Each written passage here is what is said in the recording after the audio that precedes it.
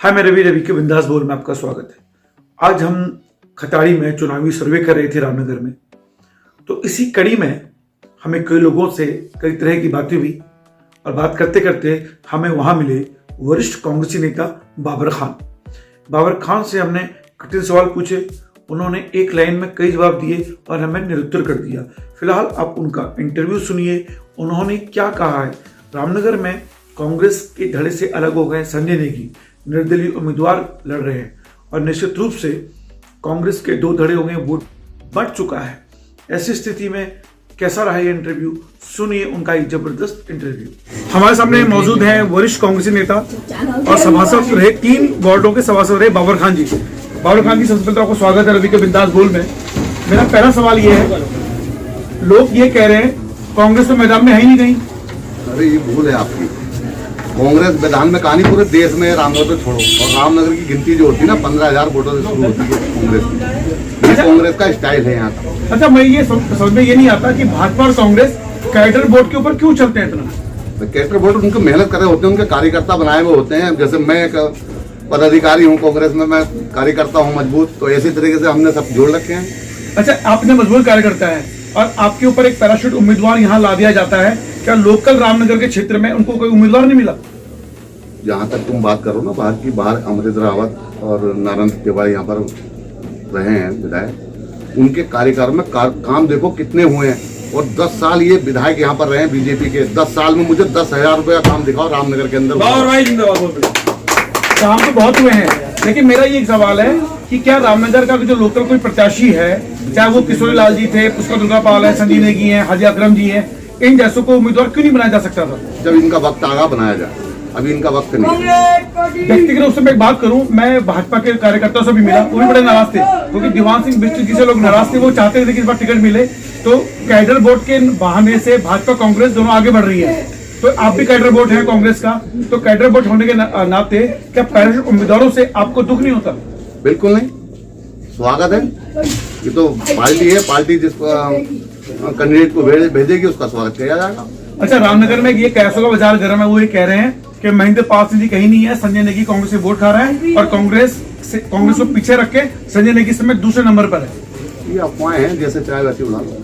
बहुत बढ़िया सर। देखिए, सवालों का जवाब यह है कि एक जवाब, इतने कठिन सवालों का एक में जवाब दे रहे हैं। असली राजनीति की भूमिका यही है। मेरा अगला सवाल आपसे यह है कि प्रचार में महेंद्र पाल सिंह जी कहीं नहीं दिखा दे रहे, इस समय भाजपा और संजय नेगी दो ही दिखा दे रहे हैं। देखिए, ऐसा होता है, मैं 20 आदमी लेकर के रोज उछलता कूदता रहूंगा, आपको दिखता रहूंगा, लेकिन हासिल तो कुछ नहीं हो रहा। मैं इनसे भी हाथ मिला लूंगा, उनसे मिला लूंगा, वहां भी हाथ हिला दूंगा, लेकिन वो मेरे साथ तो जुड़े हुए नहीं है। जो साथ जुड़े हुए लोग होते हैं वो साथ चलते हैं और अपना काम करते हैं अपनी अपनी जगहों में। कांग्रेस पार्टी बहुत बड़ी पार्टी है, हर बूथ पे उसका आदमी खड़ा रहता है और वहां पर वो लोग काम करते हैं। अगर सहाली प्रत्याशी के पीछे हम दौड़ने लग जाए तो हमारे तो कम से कम 10,000 आदमी उसके पीछे रहेगा, और 10,000 आदमी कहाँ घूमेगा, कैसे प्रत्याशी मिलेगा उससे पब्लिक।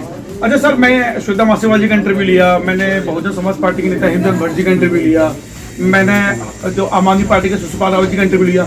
उनका स्पष्ट मानना है कोई नहीं है टक्कर में, सीधे हम लोग जीत रहे हैं। यानी कि बहुजन समाज पार्टी के नेता भी बोले हम जीत रहे हैं, सुषपाल रावत जी भी बोल रहे हैं कि हम भाजपा से सीधी टक्कर है। यानी कांग्रेस को कोई लोग सीरियस ले ही नहीं रहा है। क्यों? पैराशूट उम्मीदवार के कारण।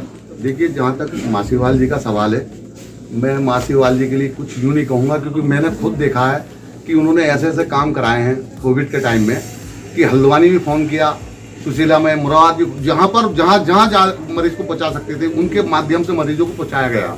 और उस लेडी के लिए मैं यूं ही कुछ नहीं कह पाऊंगा कि बहुत अच्छा उन्होंने पिछले टाइम में काम किया। ठीक है, वो आई है, वेलकम है उनका। मैं उनके बारे में कुछ भी बोलना नहीं चाहता, कोई भी ऐसा शब्द जो उनके खिलाफ जाए, क्योंकि मैं ऐसे लोगों की हिम्मत बढ़ाना चाहता हूँ। हमें ऐसे लोगों की जरूरत है शहर के अंदर जो ऐसा काम करें और करने के बाद लोगों की समस्या का समाधान ढूंढे। देखिए, ये बहुत बेहतर बात है कि कांग्रेसी होने के बावजूद श्वेता मासीवाल की तारीफ कर रहे हैं और ये स्वच्छ राजनीति की तरफ ये पहली चीज मैंने देखी रामनगर में। इसके लिए मैं आपको साधुवाद देता हूँ। मेरा अगला सवाल है कि क्या आप कांग्रेस की सीधी टक्कर किसके साथ है? कांग्रेस की टक्कर तो कांग्रेस से, ये समझ लो। ये बीजेपी खड़ी है, बीजेपी आज की तारीख में आप ये समझ लिए, आप खुद पत्रकार हो, आप पूरा विधानसभा का आइडिया लगाइए, कम से कम 7,000 वोटों से पीछे चल रही है इस समय बीजेपी। दूसरे नंबर में किसे मान रहे हैं आप? दूसरे में बीजेपी आएगी। संजय नेगी आपकी वोट नहीं खा रहा है। बीजेपी वाले कह रहे हैं कि संजय नेगी तो कौन सी वोट खा रहा है, हम सीट निकालना है आराम से। मैं 30 साल से बड़ी बारीकी से इस राजनीति को देखता हूँ। जो निर्दलीय आए हैं, जो ये कह करके आए कि इस पार्टी को छोड़कर मैं निर्दलीय चुनाव लड़ रहा हूँ, उनका भविष्य जो है 9,000 10,000 इससे ऊपर कहीं किसी का गए ही नहीं। जिसमें से मैं तुम्हें बताया था कौन कौन यहाँ चुनाव लड़े। गफ्फार यहाँ से चुनाव लड़े और तुम्हारे ये चुनाव लड़े,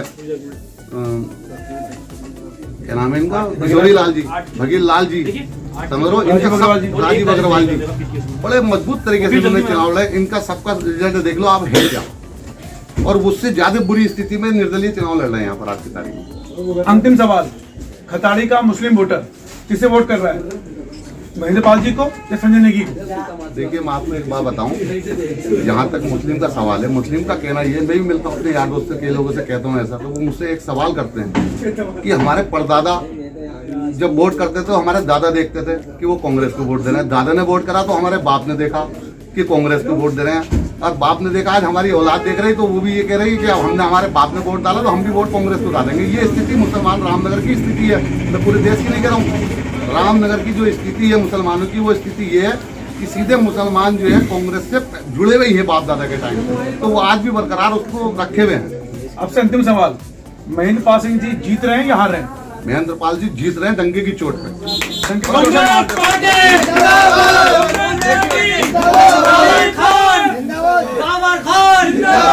10 मार्च को मैं आपके पास दोबारा आऊंगा।